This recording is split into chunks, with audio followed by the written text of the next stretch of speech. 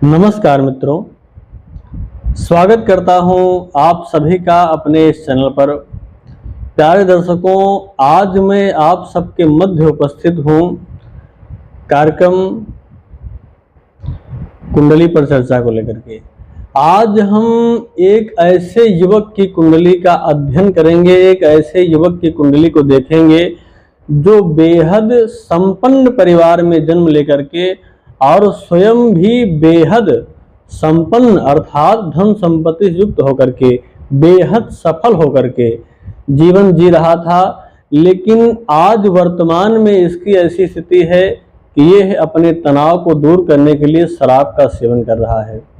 क्या कारण है और किन कारणों से इसकी ये परिस्थिति हो गई है, इसी विषय पर आज हम थोड़ी सी चर्चा करेंगे।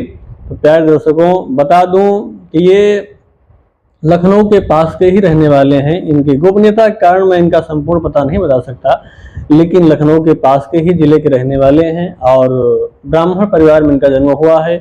बेहद संपन्न परिवार में जन्म लेकर के स्वयं भी बेहद सफल व्यक्ति हैं। एक अच्छी नौकरी कर रहे हैं जिसके द्वारा एक अच्छा धनार्जन भी कर रहे हैं वर्तमान समय में।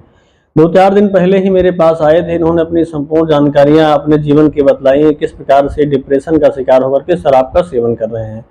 तो प्यारे दर्शकों, आज हम इनकी कुंडली का अध्ययन करेंगे, देखेंगे कैसे एक सफल व्यक्ति भी इस प्रकार से परेशान होकर के शराब का अंत में सहारा ले लेता है। तो दर्शकों, सबसे पहले इनकी कुंडली में दृष्टि डालते हैं। देखिए, इनका जन्म कर्क लग्न में हुआ है। कर्क लग्न, ऐसा लग्न कि कर्क लग्न में जन्म लेने वाला व्यक्ति बेहद भावुक होता है, बेहद भावुक, बेहद सरल और बहुत ही जल्द किसी पर विश्वास कर लेने वाला, प्रेम करने वाला एक ऐसा व्यक्ति। इसका मूल स्वभाव है इस प्रकार से होता है। और इनकी जब राशि देखेंगे तो इनकी राशि आती है मकर।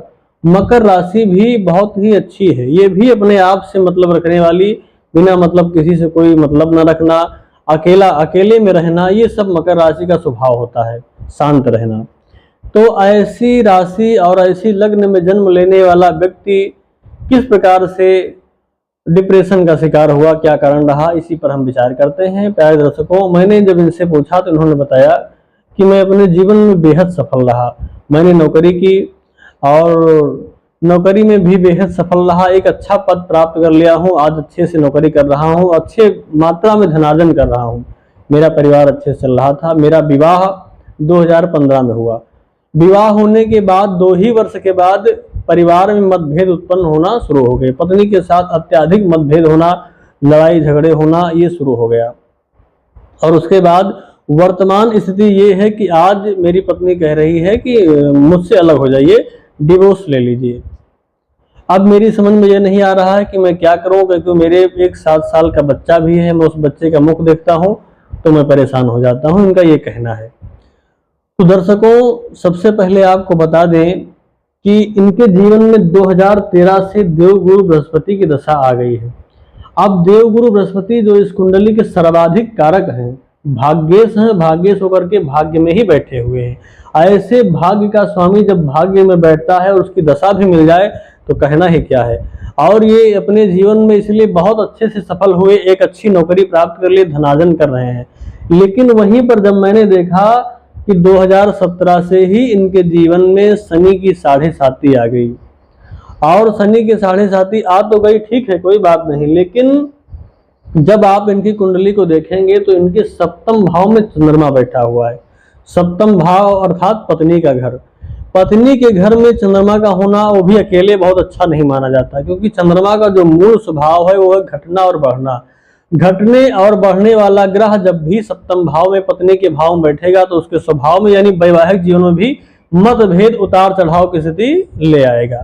तो ये तो होना इनके जीवन में स्वाभाविक था। और साथ ही साथ जब आप देखेंगे तो क्या आपको दिखाई पड़ेगा कि शनि जो है, शनि की दृष्टि भी 7वें भाव पर है। और विच्छेदात्मक कारक जो ग्रह हैं, विच्छेद के जो कारक ग्रह हैं शनि, ये भी जब 7वें भाव को देख रहे हैं तो इस भाव में विच्छेद लाना तो स्वाभाविक है।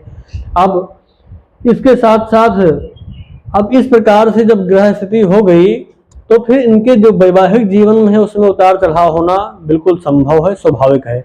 मैंने इनकी नवमांश कुंडली को देखा तो वहां पर भी मैंने पाया कि जो है सप्तम भाव पीड़ित है, लग्न भी पीड़ित है। तो वैवाहिक जीवन में इनके असफलता मिलना स्वाभाविक है। वैवाहिक जीवन का जो सुख मिलना चाहिए वो तो संभव है कि इनको बहुत कम मात्रा में मिल पाएगा। ये तो सब इनको बता ही दिया गया है, उपाय भी मैंने इनको बता दिए हैं।